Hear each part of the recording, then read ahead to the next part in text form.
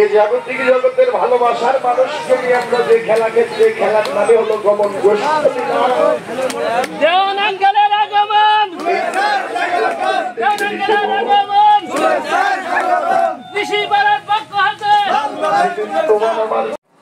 এই হরিরামপুরে বাবাজির মতো আর জন্ম হবে কিনা আমার মনে হয় না, এমন মানুষ আর হবে কিনা দাদু ভাই, তাই না?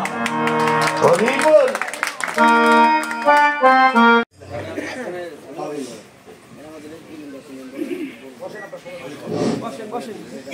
সবাই বসেন।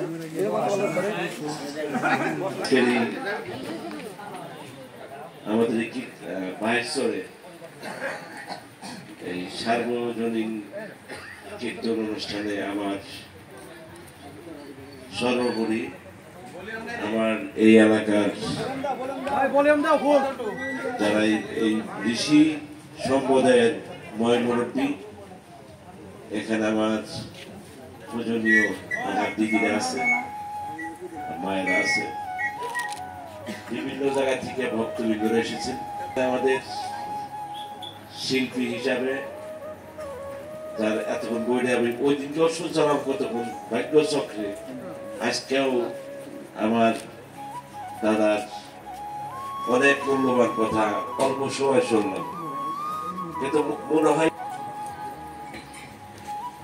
এখানে উপস্থিত আমার দাদা, আমার ভাইয়ের বন্ধু, তাই না, বড় ভাইয়ের মধ্যে আমার বড় ভাই, এখানে গ্রামের অনেক মুরব্বীরা আছেন, আমার সাথে অনেক নেতৃবৃন্দ আসছে, সবাইকে ধন্যবাদ।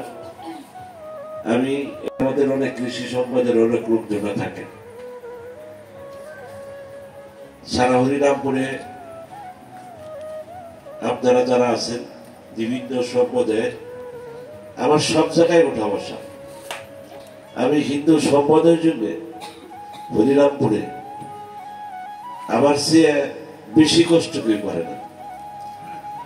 এই যে আপনারা ভালো আছেন, ভাই আছেন, একটু অবদান আমার আছে, চেষ্টা করি।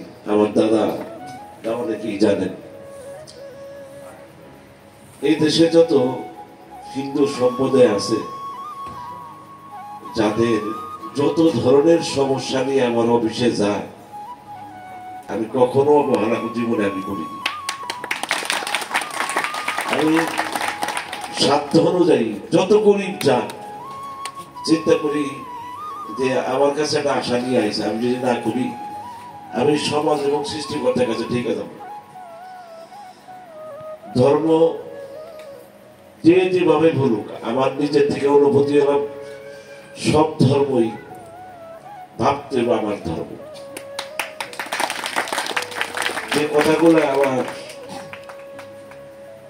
আমার শিল্পী মহোদয় যে বাণীগুলো বললো, কোন ধর্মে না আছে একই এই শব্দগুলো, কারা না বলে?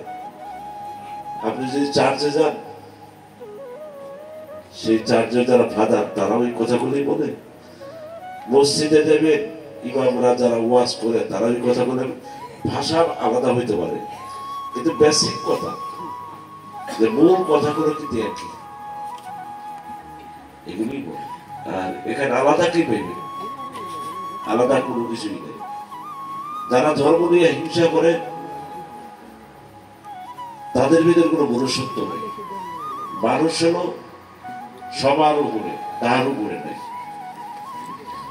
এই জন্য আমরা হিংসা, নিন্দা, বিদ্বেষ সবকিছু বলে দিয়ে আমাদের সবাই মিলে মিশেই থাকতে হবে এই পৃথিবীতে।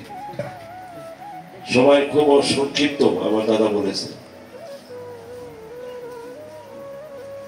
মৃত্যু আসলে আপনাকে ডাক দেবে না যে তুমি এখানে আইসো, তোমাকে যেখানে থাকবেন সেখান থেকেই নিয়ে যাবে। হিংসা, বিদ্বেষ এটা কোনো ধর্মের জায়গা নেই। নির্বাচন করতাম না, সকলের অনুরোধই করতেছে। কথা আল্লাহ বলেন, আমার কথা বললাম, অনেকদিন পরে আসলাম। আমি সবার জন্য দোয়া করি, আপনারা আমার জন্য দোয়া করি। নির্বাচনে দাঁড়াইছি, সৃষ্টিকর্তা আছে, পাস করলেও আমার কোনো সমস্যা নাই, ফেল করলেও সমস্যা নেই। আর পৃথিবীর সবচেয়ে বড় উন্নত রাষ্ট্রে থাকি, কেনাডায়।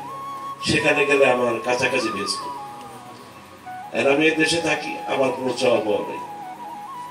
আমি অসৎ পয়সা খাই না, কোনো বিচার শরীর খাই না, কোনো সরকারি ভাবে খাই না। আমার সবচেয়ে বড় সূত্র যে সেও স্বীকার করবে। আমি হলাম ভালোবাসার করে, আমি চেষ্টা শুধু মানুষের প্রতি যে আমার কখন ঠিক আছে ভালোবাসার, এটা আমি নিজেও জানি না।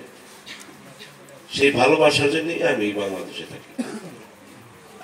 একদল আছে যারা রক্ত খায়, আপনারা সবাই জানেন। একটা শ্রেণী আছে এই দেশে যারা চায় ভেজাল বিচ্ছেদ বাজায় কার আগে কিনা কত টাকা খাইব। তারা এখন আমার জন্য পারতেছে না। এখন সাইদুর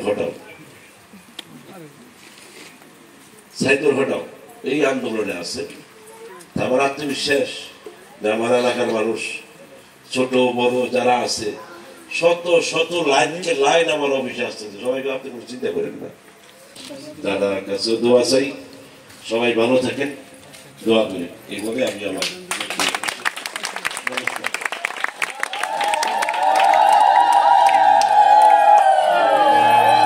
ধর্মপরায়ণ মা বোনেরা, পুরুষ ভাইয়েরা, সবাইকে কথার সাথে ধন্যবাদ জানাচ্ছি।